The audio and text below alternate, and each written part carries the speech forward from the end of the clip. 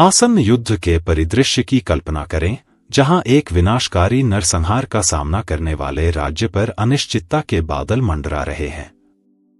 एक शत्रु सेना अथक और असंख्य विनाश की प्यास के साथ आगे बढ़ती है, जबकि निराशा लोगों के दिलों पर हावी होने का खतरा पैदा करती है। लेकिन जब ऐसा लगता है कि सब कुछ खो गया है, तो कुछ बिल्कुल असाधारण घटित होता है। भगवान युद्ध के मैदान में एक स्वर्गीय देवदूत भेजते हैं। दैवीय शक्ति के एक प्रभावशाली दृश्य में देवदूत ने एक ही रात में 185,000 से कम सैनिकों को हराया, विनाश की योजनाओं को विफल कर दिया और राज्य के अस्तित्व को सुनिश्चित किया। आज के वीडियो में हम इस अविश्वसनीय कहानी के हर विवरण का पता लगाएंगे। तो तैयार हो जाइए, अपना लाइक छोड़िए, चैनल को सब्सक्राइब कीजिए और इस महाकाव्य अध्याय को फिर से जीने के लिए मेरे साथ आइए। इज़राइल और यहूदा के राज्यों के कठिन समय में विश्वास और साहस का एक व्यक्ति उभरा, राजा हिजकिय्याह, राजा आहाज का पुत्र। गहरे धार्मिक भ्रष्टाचार और बाहरी चुनौतियों के बीच अपने लोगों का नेतृत्व करने की जिम्मेदारी लेते हुए हिजकिय्याह ने केवल 25 साल की उम्र में लगभग 715 ईसा पूर्व में यहूदा का सिंहासन ग्रहण किया। अपने पिता की मूर्ति पूजक विरासत के बावजूद हिजकिय्याह ने इज़राइल की परंपराओं और ईश्वर की सच्ची पूजा की ओर लौटने के लिए वास्तविक दृढ़ संकल्प का प्रदर्शन किया। अपने शासनकाल की शुरुआत में ही हिजकिय्याह ने अपने राष्ट्र की आध्यात्मिकता को बहाल करने का प्रयास करते हुए प्रभु के प्रति एक अनूठी प्रतिबद्धता प्रकट की। उसके लिए केवल शासक होना ही पर्याप्त नहीं था, वह आध्यात्मिक रूप से नेतृत्व करना चाहता था, उस ईश्वर के प्रति भक्ति और सम्मान वापस लाना जिसने एक बार जंगल के माध्यम से इज़राइल का नेतृत्व किया था। उनका पहला प्रमुख कार्य दुस्साहसिक था, यरूशलेम में मंदिर को शुद्ध करना, जो मूर्ति पूजा प्रथाओं का लक्ष्य था। हिजकिय्याह ने पिछली पीढ़ियों द्वारा शुरू की गई मूर्ति पूजक मूर्तियों और वेदियों को नष्ट करते हुए धार्मिक सुधार का एक कठोर अभियान चलाया। मंदिर और आसपास के क्षेत्र में विदेशी देवताओं को समर्पित वेदियों को ध्वस्त कर दिया गया। अन्य देवताओं की पूजा की छवियों और प्रतीकों को हटा दिया गया, जिससे मंदिर को भगवान के लिए एक पवित्र स्थान के रूप में बहाल कर दिया गया। इसके अलावा हिजकिय्याह ने उन अनुष्ठानों और उत्सवों को फिर से स्थापित किया जो ईश्वर के साथ इज़राइल की वाचा का सम्मान करते थे, जैसे कि ईस्टर का उत्सव, कुछ ऐसा जो लंबे समय से भुला दिया गया था।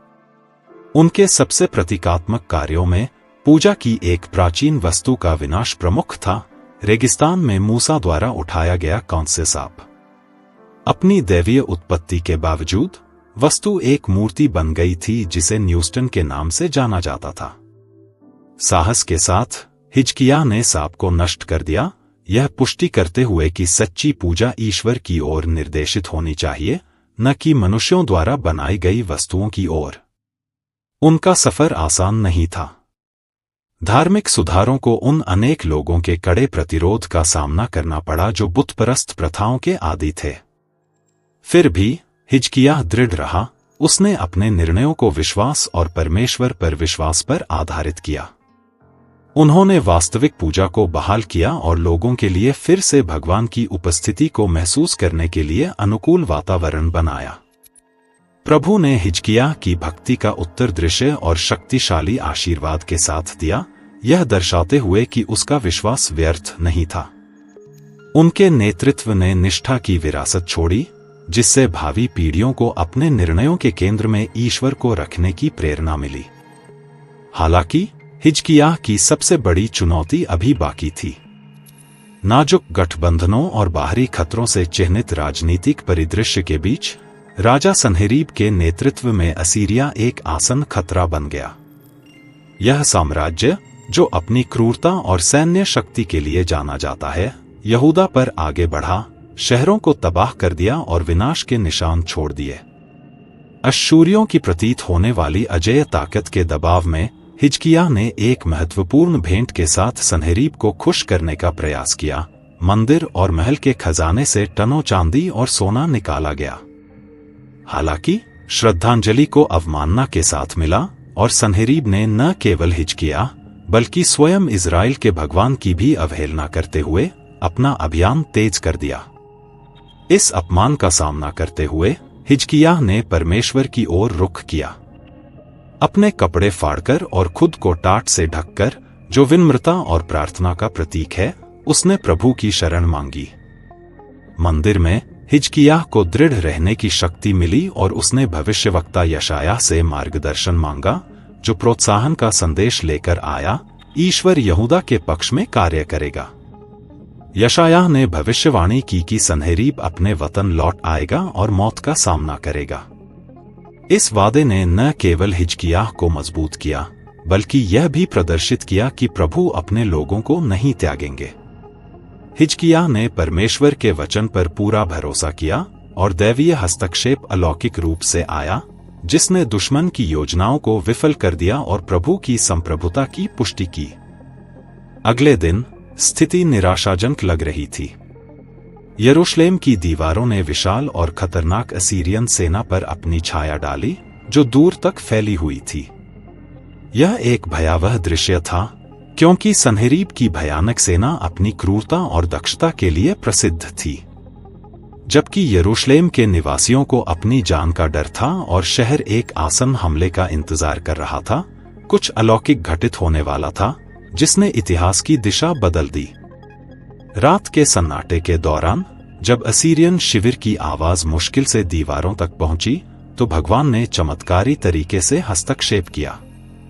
उसने शत्रु शिविर में कार्रवाई करने के लिए शक्ति और प्रकाश से आच्छादित एक स्वर्गीय देवदूत को भेजा। परमप्रधान द्वारा भेजा गया यह दिव्य दूत एक विशिष्ट मिशन के साथ असीरियन सैनिकों पर मंडराया। यहूदा के लोगों को मुक्ति दिलाने के लिए एक ही रात में स्वर्गदूत ने 185,000 असीरियन सैनिकों को समाप्त कर दिया। यह दर्शाता है कि भगवान की जीत नहीं होती है मानवीय शक्तियों पर नहीं, बल्कि उसकी अतुलनीय शक्ति पर निर्भर रहें। यह जीत सिर्फ सैन्य नहीं थी, बल्कि हिजकिय्याह की प्रार्थनाओं और विश्वास के जवाब में भगवान की वफादारी की स्पष्ट अभिव्यक्ति थी। यशायाह की भविष्यवाणी लोगों की आंखों के सामने पूरी हुई, जिससे यह साबित हुआ कि इस्राएल का परमेश्वर न केवल धर्मियों की पुकार सुनता है, बल्कि उनके पक्ष में ऐसी शक्ति से कार्य भी करता है जो किसी भी सांसारिक शक्ति से बढ़कर है। यरूशलेम, जिसने भय और अपेक्षा की रात बिताई थी, दैवीय हस्तक्षेप से चिन्हित एक नए दिन के लिए जाग गया। अगली सुबह निवासी यह देखने के लिए बाहर निकले कि दुश्मन के शिविर में क्या बचा है। खतरे और निराशा का दृश्य गिरे हुए शवों से भरे मैदान में बदल गया था, जहां पहले से ही आंदोलन और युद्ध की तैयारी थी। अब वहां पूर्ण शांति थी, जो केवल विस्मय और कृतज्ञता की बड़बड़ाहट से टूट रही थी। उस स्थान के प्रत्येक शरीर ने ईश्वर की अलौकिक शक्ति की गवाही दी, जिससे यह पुष्ट हुआ कि कोई भी मानवीय शक्ति ईश्वरीय इच्छा का विरोध नहीं कर सकती। इस असाधारण दृश्य ने न केवल लोगों की आंखों पर असर डाला, बल्कि उनके दिलों को भी गहराई से छू लिया। असीरियन खतरा, जो यहूदा पर छाया की तरह मंडरा रहा था, अकल्पनीय तरीके से दूर हो गया। यरूशलेम के नागरिक, जिन्होंने प्रार्थना में रात बिताई, उन्हें सुबह की रोशनी में ईश्वर की उपस्थिति और देखभाल का जीवंत प्रमाण मिला। इस घटना ने उनके विश्वास को मजबूत किया, भगवान में उनके विश्वास को मजबूत किया और खुलासा किया कि निराशा के क्षणों में भगवान उन लोगों की रक्षा के लिए हमेशा वफादार रहते हैं जो उन पर भरोसा करते हैं। एक जिज्ञासु तथ्य यह है कि यरूशलेम को अश्शूर की घेराबंदी से बचाने के लिए हिजकिय्याह ने एक प्रभावशाली इंजीनियरिंग कार्य किया, जिसे आज भी देखा जाता है, हिजकिय्याह की सुरंग।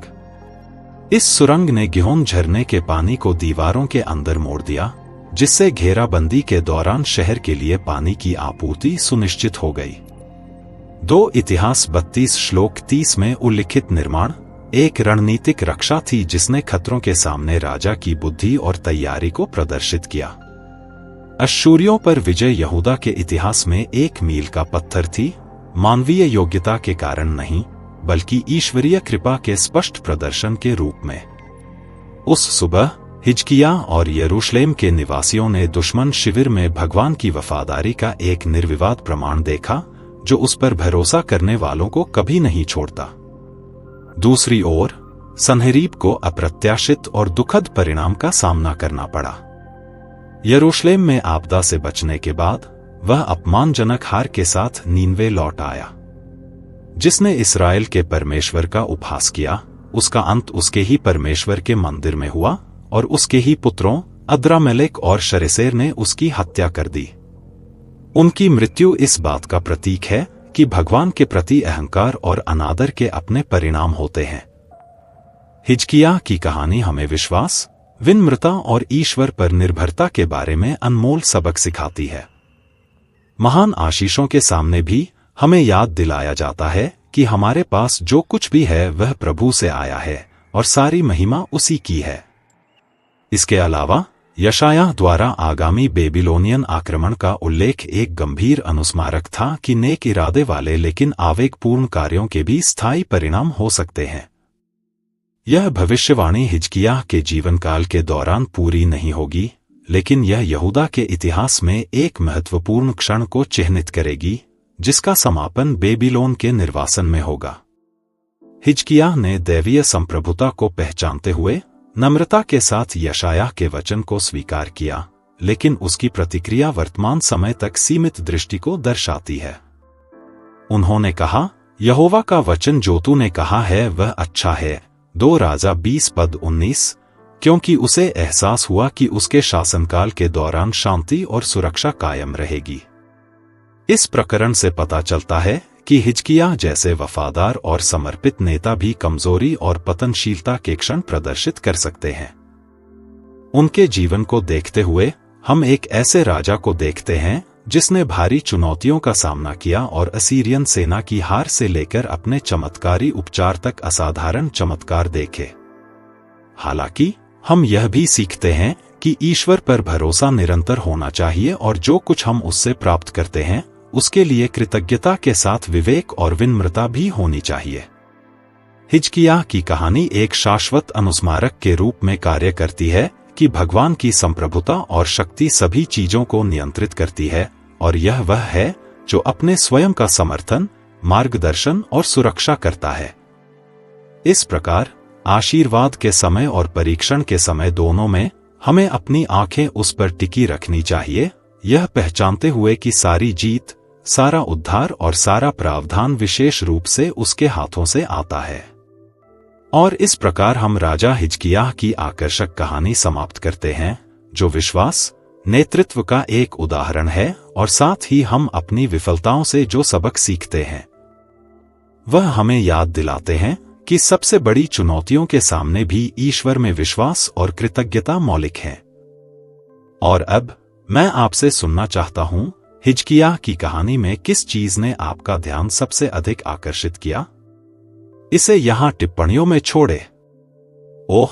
चैनल को लाइक, सब्सक्राइब करना और इस वीडियो को अन्य लोगों के साथ साझा करना न भूलें जो बाइबल की इन अविश्वसनीय कहानियों में रुचि रखते हैं। देखने के लिए आपका बहुत बहुत धन्यवाद और अगले वीडियो में मिलते हैं।